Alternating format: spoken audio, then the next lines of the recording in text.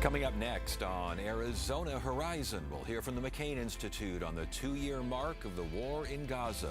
Also tonight, a new autobiography details a former state lawmaker's fight against COVID-19. And the Arizona Science Center's new high-tech planetarium is set to open to the public. Those stories and more next on Arizona Horizon. Arizona Horizon is made possible by contributions from the Friends of Arizona PBS, members of your public television station. Good evening and welcome to Arizona Horizon. I'm Ted Simons. Today, October 7th, marks 2 years since Hamas attacked Israel, and the deadliest day for the Jewish people since the Holocaust. Israel's military response has resulted in tens of thousands of Palestinian casualties. For some perspective on the past 2 years of the war in Gaza, we welcome Evelyn Farkas, Executive Director of the McCain Institute. Dr. Farkas, good to have you here. Thank you so much for joining us. Your thought, 2 years to the day. Your thoughts? Well, thanks for having me, Ted. Look, it's a tragedy that we are at this 2-year mark. We shouldn't be here at all, but I will say that there's some room for hope. It looks like the negotiations are serious and both sides are being pressured, meaning the Israeli government is being pressured by President Trump and Hamas is being pressured by the Gulf states and the neighboring states, Egypt and Jordan. So the dynamic is such that we can be a little bit optimistic, which makes it different from last year. Why did, 2 years ago, why did Hamas commit this kind of an attack? What did they think that they would accomplish? Well, most analysts believe that they wanted to, of course, draw attention to the plight of the Palestinian people and to make the argument for a Palestinian state. But other than that, I mean, it was a gruesome, I don't even have the right words, because it was an abomination of human rights, assault against innocent Israeli people, the things that they did to women, to children, then they, leaving aside the torture and the killing, which was bad enough. Then, of course, they abducted innocent people, including grandparents, elderly people, people of all ages, a mother with her young children who unfortunately died in captivity, and took them it took them hostage. And of course, there were many other Israelis who were killed in the fighting that occurred from that day forward. From Hamas and then also Hezbollah. Indeed, but the mindset that if we do these things, these atrocities, we videotape some of these things. The mindset that the rest of the world will what? Join us? I just don't get it.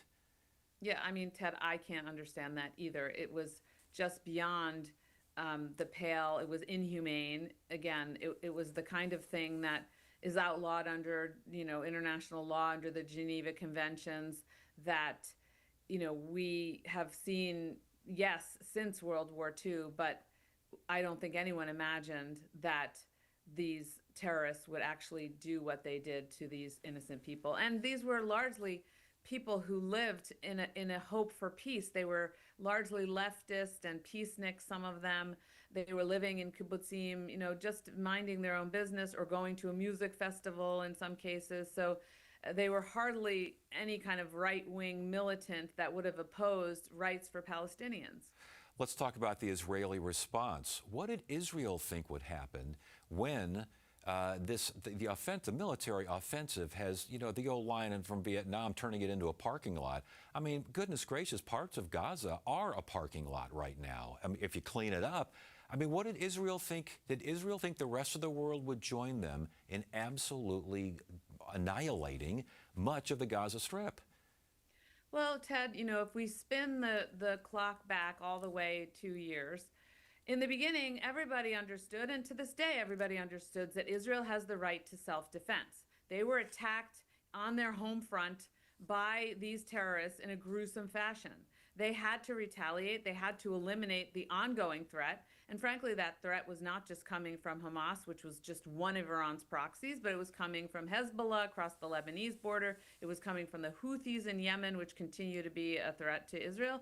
And then, of course, Iran, which was, basically more or less behind the scenes supporting, controlling. We don't know if they were directing. Doesn't matter. Iran was also and continues to also be a threat to Israel. So the Israelis were absolutely, they had the right to go to war, to a war of self-defense. They had international law on their side. The problem was that as time went on, the way that they were prosecuting this war became problematic for human rights and, frankly, many people in the Israeli public for a number of reasons. One, because it endangered the hostages, which all Israelis, the overwhelming number of Israelis, 70+%, believe that the number one priority of their government should be to bring home the hostages. So one, endangerment of the hostages, and then, of course, what happened to innocent civilians in Gaza. The way that the war was fought was endangering them, and meanwhile, the military, over time, increasingly and ever more loudly said that Hamas is no longer a military threat to the Israeli state. So those three factors together combined to make it look now today like you mentioned the parking lot. Yeah. It seems to me, Evelyn, can we say that Hamas succeeded in the sense of getting attention to Palestinian states and rights and these sorts of, that conversation? Did Israel succeed in getting Hamas to demilitarize? I don't know if they've demilitarized, but they certainly don't have any military power right now, or very, very little. Did both sides succeed as both sides failed? Yeah, I think you put it really well. I would say the Hamas, though, really has lost. And maybe the Palestinian people gained a greater appreciation for acknowledgement of their plight. But frankly, I think every Palestinian mother, father, brother, etc., who lost a loved one in Gaza would gladly not have made that sacrifice. So the Hamas fighters did this on the backs of innocent people, innocent Palestinians, and they had no right to make that decision for the Palestinian people. So, I think that Hamas is a loser in all of this, and they deserve to be the loser in all of this. Israel is overall a winner strategically. Certainly, Israel was able to take, as much as you can take advantage of such a horrible tragedy, they did lash out and essentially eliminate Hamas, and not just Hamas, but Hezbollah as a threat to Israel through stunning attacks that they were using special operations forces to take out the fighters using pagers. And then, of course, they followed that up with missile and airstrikes. And then they struck directly at Iran, which was also dramatic and unprecedented. And of course, the United States followed in afterwards, just striking those military facilities, or those facilities where the nuclear weapons were made. But Israel did, frankly speaking, alter the geostrategic map. Israel now has vanquished or if not vanquished, tremendously weakened its foes. Iran is back on its heels, if you will. But Israel has a PR problem because, as you say, the way that they prosecuted this war and the inability to show the Palestinian people, the Jewish people of Israel, and the world that they have a plan to bring this to a peaceful conclusion has hurt Israel. Does that PR problem go away? Does a Palestinian state become more of a reality? Do all of these things, are these all possible now because of those actions, the actions against Hezbollah, against Iran, against the Houthis, the whole 9 yards, and U.S. involvement? Talk about U.S. involvement here and how important that has been. Well, I think, Ted, we shouldn't be overly optimistic. I think what we're looking at is the possibility of a resolution to the conflict in Gaza. So that's a very, narrowly defined thing here, that we could see what the Trump administration put forward, this 20-point plan, is frankly the plan that anyone would have put forward at the beginning of all of this, but it required the outside actors to effectively use their power and influence on the players and to force them to make the compromises that hopefully will be made. But ultimately, Hamas needs to be completely demilitarized, and there needs to be a plan for Israel to turn over military control to an interim force, and ultimately political and military control to a legitimate Palestinian force that the international community has trained and that politically has the support and the trust, at least to some extent, of the international community and of Israel. That already is hard enough. I'm not going to begin to be waxing optimistic about resolving the bigger issue between Israel and the Palestinian people, or Israel and Palestine, which is to say what's happening on the West Bank, whether there's still a viable two-state solution in the future. I think there has to be, but we're a ways away from that right now. And it sounds like we're a ways away even from, what did this first step of ending the war. I can't remember if it was President Clinton or President Carter talking about Yasser Arafat dealing with the PLO when they had everything right there and saying that Arafat wouldn't say yes and wouldn't say That was no. Clinton. Yeah, was That that was Clinton Clinton. saying that? Yeah, I mean, they talk about snatching victory from the jaws of defeat, or Yes. snatching defeat from the jaws of Yes, victory. yes. I do think in this case, the Gulf states, the neighboring states, I mean, this has put incredible pressure on them in terms of the humanitarian crisis, and they are now pushing Hamas. The Qataris have been really interesting, not just in this crisis, but in several other areas where they're negotiating behind the scenes.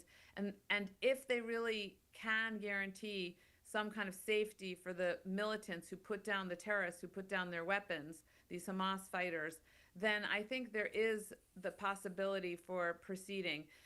Much hinges on those fighters, really disarming. Dr. Evelyn Farkas again, the McCain Institute. Always a pleasure. Thank you so much. Great information. Thank you, Ted. This is a pressure cooker. The rivalry is so intense. The whole pride is chasing. Whoa, the cub just got thrown. I cannot watch another cat kill a cub again. No. Wednesday night at 7 on Arizona PBS. On Secrets of the Dead, The Colosseum is the most famous monument in the Roman world. an excavation sheds new light on the gladiator battles once held inside its walls. The rise and fall of the Colosseum on Secrets of the Dead. Wednesday night at 9 on Arizona PBS. 1 and 2. When he walked into a room, it electrified. Nobody liked him but the public, and that's why he was on for 70 years. No one could have dreamed that a misfit child from a homestead in North Dakota could have accomplished what he accomplished. He was always, to his dying day, a North Dakota farm boy. Friday night at 8 on Arizona PBS. Gentlemen, come with me. If you know anything, tell me. Ready? Well, then we best get started. This is way over my head. You're playing a dangerous game, boss. Where does this end? I don't know.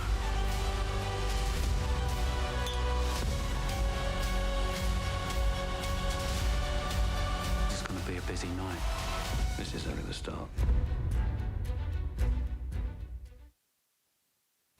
Former state lawmaker Lorenzo Sierra has written a new book that details his battle with COVID-19 and his wife's fight against cancer. The book is titled Fight Like Hell: Love, Politics, and the Will to Live. Lorenzo Sierra joins us now to talk about his memoir. Good to see you. Good to see you, Ted. Thank you. Last time we talked, we were kind of wondering how you were doing, and looks like you're doing pretty well. Doing fantastic. The book's going to be released on October 14, which is actually the 5th anniversary of the day they brought me home from the ICU. And it's also the 9th anniversary of Rhonda's last cancer treatment. Wow, what a date. Good for you and good for your wife. You decided to go public very early with your fight against COVID-19, and you're still going public with that fight. Why? Well, at the time, it was, I remember that there was a lot of people, this is a hoax, this is just the flu. And we wanted to make sure that people understood just how serious COVID-19 was at the time. There wasn't a vaccine, and that was part of it, part of the whole reason for going public at the time. And at the time, it really didn't look good for me. Yeah. There was a period where, it's talked about in the book where Johns Hopkins called my wife and said, well, we've got a priest on the floor. Would you like for us to administer last rites? And at that point, she called my seatmate, Diego Espinoza, and my wife is still battling with her own COVID, and she's now faced with this existential question. She calls him up, she goes, you know what, he's a fighter, do not let them do last rites, and they didn't. Real quickly here, when did you start feeling sick? When did you know this is more than just something else? Well, it was about a full week, more than a full week before My wife went to the hospital first on the Sunday before I did. So she went, and her being a cancer survivor, we really were dreadfully afraid for her because she has a compromised immune system. So when she went in, we're just absolutely petrified. She turns out she only stayed in for a few hours. They sent her home, but we had to stay in DC and quarantine. I just kept getting sicker and sicker and just feeling worse and worse. And then on that Sunday, Dr. Amish Shah, who was also in the legislature at the time, emergency doctor. Yes. And he says, you know, you don't sound so bad, but let's go get you a pulse oximeter. Uh-oh. I don't know what that is. Yeah, you do now, though, don't you? So I do it, and it says 78. Oh, my goodness. And I'm saying, you know what, that's a C+. A little bit more, and I'm a B. And he gets deathly quiet. He goes, I need you to go to the ER now. Yeah. With all seriousness, you need to go to the ER now, and you may get put on a ventilator. So that's when it really hit that, we were in trouble. When did it really hit that things are turning for the better? So I'm in a coma at this point. In the first 24 hours, it was more, it was pretty much on the other side that I wasn't going to make it. Right. But something happened right in there. I was put onto a test, convalescent plasma, high dose of convalescent plasma. And there was 10 people in the study, and they had ranked them, 1 through 10. 1 being, you're probably going to be okay. 10 is the worst. I was number 8 in that study. And after 2 doses, I started to turn around. And they had told my wife, expect him to be on a ventilator for weeks and in the ICU for months. And I ended up being a miraculous recovery. I was 4 days on the ventilator. You write about the impact of prayer, and you write about the impact of science. Talk to us about that. So when I introduce myself when I'm doing a speaking engagement, I say, I come before you, a man reborn of science and prayer. I had world-class medical professionals who were taking care of me at Johns Hopkins Hospital. And I literally had prayer throughout the world. And I have to believe that in some way that really, really mattered. So I always say, born of science and prayer. Yeah, and also fighting like hell, because you can't give up. You got to fight, and that's part of you, isn't it? Rhonda right before they told me, they came into the room, you're going to be put on a ventilator, we had just a minute to talk on FaceTime. And she says, I need you to make me a promise. And mind you, my wife is a widow, and she is looking at the very strong possibility of having to bury a second husband. She says, I need you to fight like hell to come back to me. And I said, that is a promise I'm going to make you. I am going to fight like hell to come back. And I just remember right before going under, praying to the Archangel St. Michael, just saying, defend us in battle. I knew that it was a battle at a cellular level, and we fought. Yeah, you sure did, and you won. And does that give every day now an extra oomph? Every day is an extra oomph because, yes, I do know, and people still tell me, and this is the hard part, Ted, is when someone says, I followed your story and I was so glad you came out of it. I lost my dad, I lost my mom, I lost any number of folks, and, right. And it's always that, and I am happy that they're telling me this, that I was inspiring to them, but at the same time having to deal with the guilt that I'm here and your loved one isn't. Yeah. Hey, before you go, we only got a couple seconds left here, but what was it difficult to write this? I would think it would be difficult to go back into those days. Absolutely was. But we all have stories, Ted, and the world deserves to hear them. Well, they certainly deserve to hear yours. Again, it's a fight like hell. It's love, politics, and the will to live, Lorenzo Sierra. Congratulations on the book. Congratulations on your marriage. Congratulations on everything and the extra oomph you get each day. Thank you. Thank you very much. 2, 3, 4.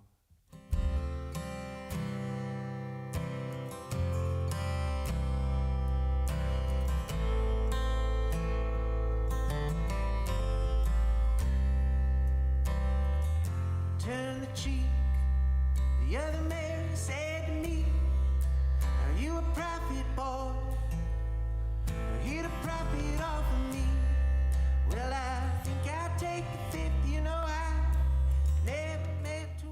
my favorite part of performing is probably the reason we come together. I mean, the reason we go to a venue or the reason we play at a venue. There's a moment sometimes, and sometimes you miss it, but I think the goal of the night is to create this connection, and at that moment, kind of everybody is on the same page. I think performing live music is that connection and at the end of the day.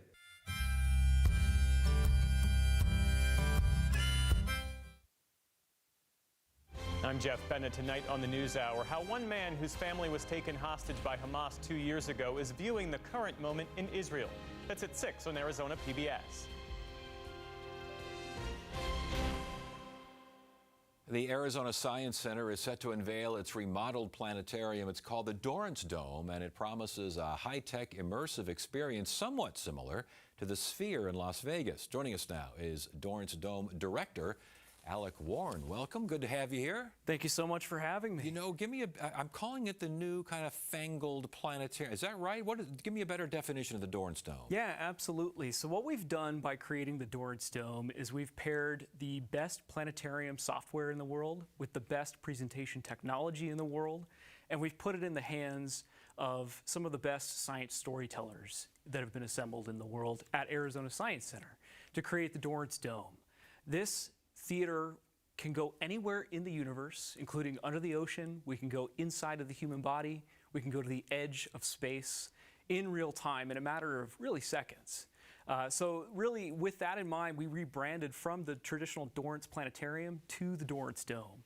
And beyond that, the technology that's driving this theater is 150 times brighter than a traditional planetarium system, and the resolution is roughly equivalent to human eyesight. So there will be scenes and experiences that really your mind, your eye won't be able to tell that you're looking at a screen. It'll feel like you're looking at a window out into the world. And this is, I'm reading 9,000 LED panels, 44 million LED lights, but they're all bending. I can see it here. They're like, it's a 360 thing. That's right. That's right. So it is a wraparound theater. There's actually an apron that goes all the way down to the floor, and then it goes all the way back, basically behind your head. Yes. So it feels like you're within the space. And you mentioned, offline, you mentioned the Sphere as a similar experience. Yes. This is like the Sphere, but for science and educational entertainment. And I would actually argue that the clarity of image in our theater, as well as the how close you are to the experience, makes it a more immersive experience than what you get at the Sphere. But it's still a planetarium. You can still go there and look at Orion's belt and all these the beautiful constellations and everything. That's right. Every single day we'll be doing a live astronomy tour of Arizona, so you'll still get that traditional planetarium experience, but we're going to go well beyond that as well in our daytime program. And how long did it take to take the old planetarium footprint and put this up? Yeah, so it's been a process that's taken several years, but we actually began construction in early 2024, and now here we are about a year and a half later, ready to open our doors on October 18th. October 18th, okay. How best to experience this? Do you just sit there and let it wash all over you? Do you take it? What would you suggest? What's your advice? Well, I would say that everybody can experience it in their own way, but really the first step would be going online and really purchasing a ticket. It's only $14 plus admission to Arizona Science Center. So unlike an experience like the Sphere or other immersive LED theaters like this, where tickets could be hundreds of dollars for a show, it's really just a price of admission to Arizona Science Center plus a little bit of an extra charge. I got to ask you though, Arizona Science Center, where do you park? What's the parking situation? So we have a parking garage in Heritage Square that's available, and we also have parking right across the street that we share with several other locations. All right, so don't worry too much about that then. That's right. All right. I read that you want to make this a statewide hub for STEAM, science, technology, and engineering, engagement and discovery and these sorts of things. What does that mean? That's right. Yeah. So when we talk about making it an immersive hub, we talk about forming partnerships with institutions across the state. That includes organizations such as Lowell Observatory, SRP, for example, many science organizations, Arizona State University, other local universities here within our state, as well as national partners. So our vision for programming within the Dorrance Dome goes well beyond the state of Arizona. We want to bring the world to our guests, and likewise, by creating programming, by creating science visualizations that can be shared with other institutions globally, we want to bring Arizona to the world as well. So that's our vision, really, for programming within the space. What about a vision for the Science Center? Because I understand this is like phase one of a 5-phase or 5-year plan. What's going on with that? That's right. So we're in the midst of a strategic plan, really, for the next 5 to 6 years of renovation and renewal for the entire Arizona Science Center. And the Dorrance Dome is really the first step in that renewal. It raises the level that we want to reach. It sets a new bar for the entire institution, and over the next 5 years, we're going to be renovating exhibits and really bringing new life into the entire visitor experience. What would be phase 2? Phase 2, more to come soon. Oh, I see. You don't want to talk about it too details much to right come now, soon. huh? Yes.